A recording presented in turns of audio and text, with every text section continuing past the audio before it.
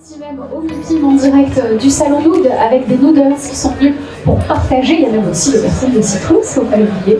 Beaucoup d'intervenants ce matin pour vous faire remonter les meilleurs projets de Nood. Alors la place à Bordeaux-Lac, le projet vise à repenser l'une des zones commerciales les plus attractives de la métropole bordelaise en renforçant son dynamisme et son ancrage territorial en collaboration avec les collectivités. Pour en parler, Stéphane Pfeiffer, adjoint au maire de Bordeaux, chargé de l'urbanisme résilient, du service public de l'habitat, de l'économie sociale et solidaire, bienvenue. Émeric Thibord, directeur patrimoine France chez Citrus, bienvenue. Citrus, vous êtes juste sur la gauche sur le stand Nood. Ils sont là. Et enfin, Émilie Sanson, directrice de l'aménagement chez Nood. Bienvenue à vous trois. C'est parti, un pitch de 30 minutes. Merci beaucoup, ravie à tous de vous accueillir. Ravi d'accueillir Stéphane Pfeiffer et Émeric pour parler de ce beau projet qui vise à repenser, régénérer le site de Bordeaux-Lac. Alors quand on parle d'un site commercial et de régénération, souvent on a en tête un site en déshérence, peut-être qu'il y a une vacance commerciale importante, peut-être même une friche commerciale, alors que quand on parle de Bordeaux-Lac, eh bien, c'est pas du tout de ça dont on parle. Il s'agit d'un site qui est majeur sur la métropole. Alors, le commerce de centre-ville à Bordeaux reste la première destination en shopping métropolitaine, mais Bordeaux-Lac est juste après, et c'est le premier pôle de périphérie. On a une galerie qui est détenue par Citrus qui accueille chaque année plus de 8 millions de visiteurs, 12 millions de visiteurs avec des grandes locomotives qui sont à proximité. Je pense notamment à Ikea, Leroy Merlin, à Decathlon, donc une zone extrêmement dynamique. Et une zone qui, néanmoins, a été candidate pour le plan de transformation des zones commerciales. Alors pourquoi ? Eh bien, Nood a eu la mission qui lui a été confiée par Citrus en prospective, en vision, de se dire quels sont les challenges finalement qui percutent ce site qui, bien que en grand succès commercial, mais comme toutes les entrées de ville, peut être challengé par un certain nombre de facteurs. Alors quand on parle de Bordeaux-Lac, évidemment, on pense, peut-être certains d'entre nous l'ont expérimenté, aux bouchons, à la ville pour la voiture, à l'engorgement finalement de ce site. Donc premier challenge, évidemment en lien avec les mobilités. Un autre challenge extrêmement important, c'est la couture urbaine. Quand on parle de Bordeaux-Lac, dans la carte mentale des Bordelais, c'est un secteur de projet extrêmement dynamique, avec les opérations qui ont été menées sur les bassins à flot, sur le Ginko, sur maintenant Noem. Et donc finalement, cette plaque commerciale, elle dénote maintenant dans cet environnement qui est devenu très mixte. Et puis on a aussi un challenge environnemental qui est important. Cette ville, tout voiture, elle chauffe. Et elle chauffe de plus en plus sur le territoire de Bordeaux Métropole. Et donc, tous ces leviers ont été identifiés dans la vision de site que Nood a menée pour le compte de Citrus dès 2023, avec des leviers de transformation qui ont été identifiés. Alors finalement, quand les équipes, Stéphane, quand vos équipes se sont rapprochées de nous pour exprimer une volonté que ce site évolue, que cette rupture, cette ville de toute voiture aussi change, eh bien, le momentum était parfait. On avait, pour nous appuyer, cette vision de site qui avait été présentée déjà aux propriétaires, ainsi qu'à la locomotive l'hypermarché Auchan. Et donc, on s'est dit, le moment est propice à un travail en commun. Et finalement, le plan de transformation des zones commerciales, c'est venu un peu aligner toutes les planètes. Alors Stéphane, est-ce que vous pouvez nous en dire un peu plus sur votre vision de cette grande plaque commerciale et sur les atouts que ce site représente pour écrire la ville de Bordeaux demain? Merci, bonjour à toutes et à tous. Je redirai un mot après bien sûr, quelques mots sur le projet du Auchan-Lac en tant que tel, mais peut-être d'abord commencer par le résumer, parce que c'est pas un projet d'aménagement comme un autre. Il s'inscrit aussi dans une nouvelle manière de construire la ville, parce que aujourd'hui, quand on est sur Bordeaux Métropole, on continue d'avoir un besoin en logement qui soit conséquent. Il faut produire du logement, social, et en même temps, on n'a plus beaucoup de grands espaces fonciers pour faire des grandes ZAC où on va faire des milliers de logements d'un seul coup. On n'a plus beaucoup de terrain pour faire ça.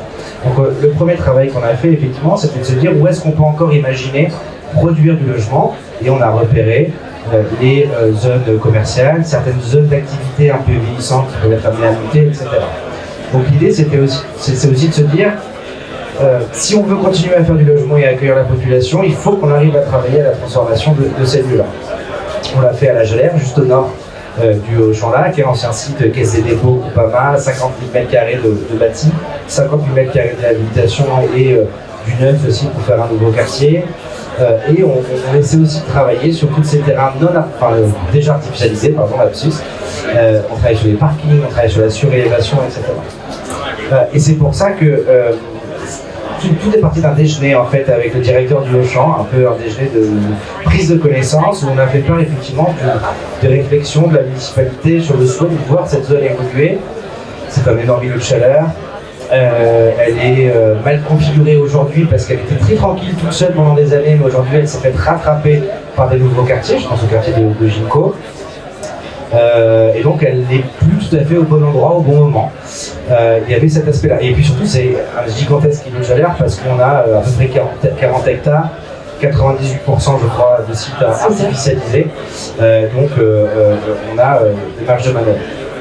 Et donc on a vite trouvé un écho en tout cas chez le directeur de Auchan, par nous, par Citrus, pour réfléchir à l'évolution de cette zone-là. Et ce qui est très agréable pour nous, c'est qu'on a rapidement réussi à trouver les bons moyens de travailler ensemble et à se faire confiance. Et c'était ça que c'était bien aussi de commencer par un simple déjeuner avec le directeur de Auchan et puis après de faire un petit peu les étapes. Parce qu'on est aussi là dans une nouvelle manière d'aménager la ville, dans le sens où on a un grand propriétaire, globalement sur le site. Et qui est un propriétaire privé. C'est-à-dire que nous, collectivité, élus, ça veut dire qu'on refait la ville, mais sans passer par des actes classiques, sans aller acheter des fonciers, etc. Donc c'est aussi un nouveau mode, un nouveau processus de faire ces opérations d'aménagement qui est un défi et qui pose aussi des questions, parce que c'est pratique pour nous d'avoir une ZAC, un règlement de ZAC, des fiches de l'eau, des machins, etc. Là, tout se fait dans la co-construction. On travaille sur un protocole d'accord, on a des équipes qui sont mobilisées aux côtés des équipes de l'autre pour réfléchir à des projets en commun. Donc voilà, je pense que l'enjeu de cette transformation-là, elle est sur la qualité de l'échange en tout cas qu'on peut avoir. Ça nous fait gagner du temps, ça nous permet d'être efficace et c'est des projets sur un temps long. Donc si on est déjà très aligné au début, ce sera plus facile de rester aligné sur les 10 années, sur les 10 années qui viennent. Donc à la fin, on aura effectivement du logement dans un quartier aujourd'hui de zone commerciale. Et ce qui nous a plu aussi, c'est il y a une vraie vision de la part de Citrus et de Auchan sur cet espace-là.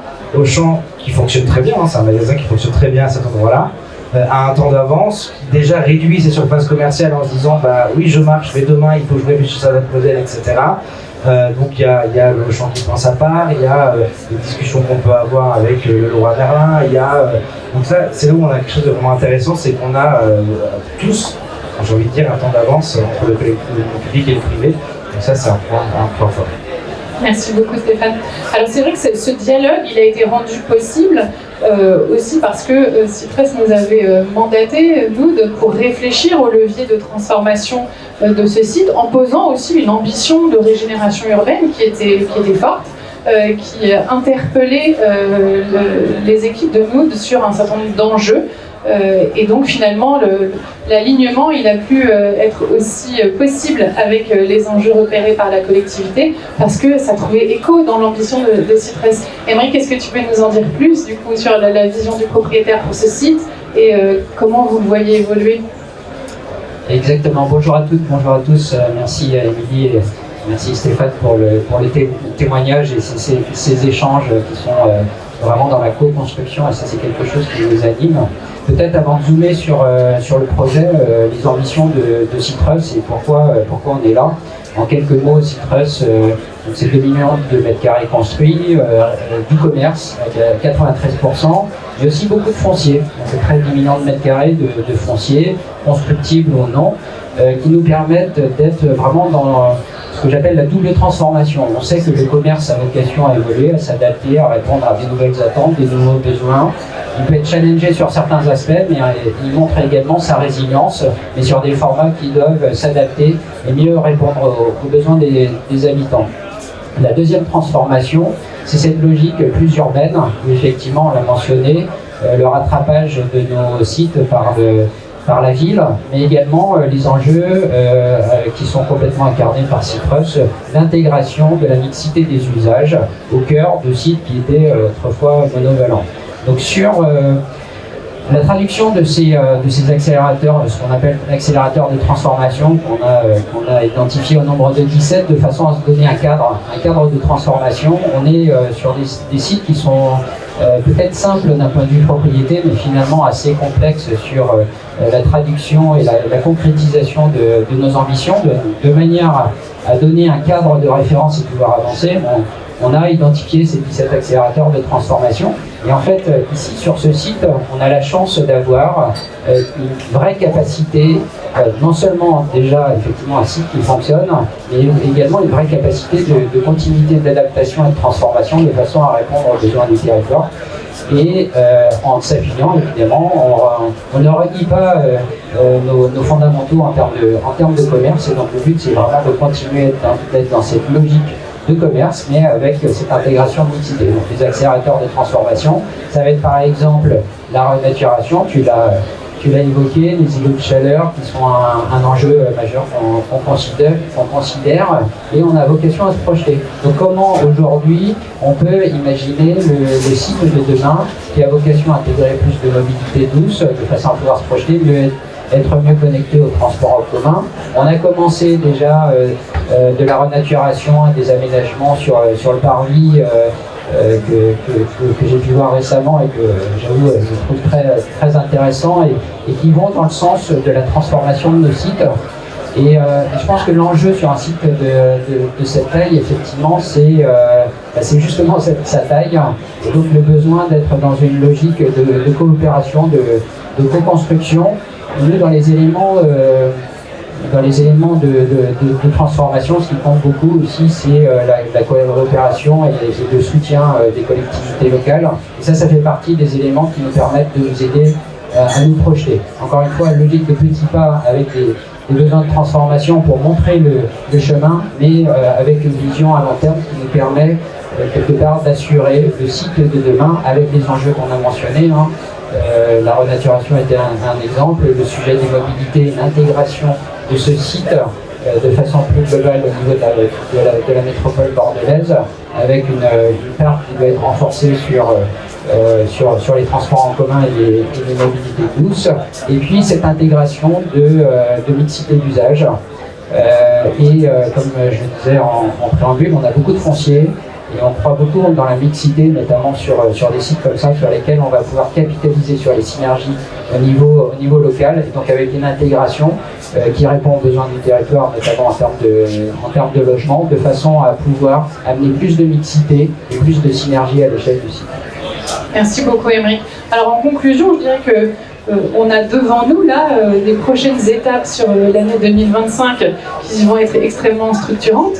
Stéphane, vous en avez parlé, la conclusion d'un protocole qui vient vraiment poser la gouvernance publique-privée dont tu parles, Aymeric, et dont on a tant besoin pour pouvoir cranter.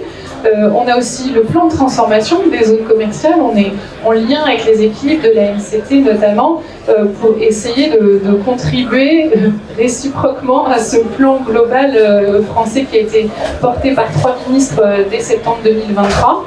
On a aussi devant nous un enjeu de valorisation. Comment on calcule la valeur quand on est sur un site qui commercialement marche très bien, mais qui a aussi beaucoup de potentialité sur la transformation. Et puis un site qui a tous les atouts pour être un démonstrateur du travail partenarial entre le public et le privé. Donc merci beaucoup pour votre présence à tous les deux. Je pense que du coup c'était une belle incarnation aussi de ces enjeux sur le site. Et puis à votre disposition à tous sur la suite de la journée pour en discuter. Merci beaucoup Stéphane, merci. Merci.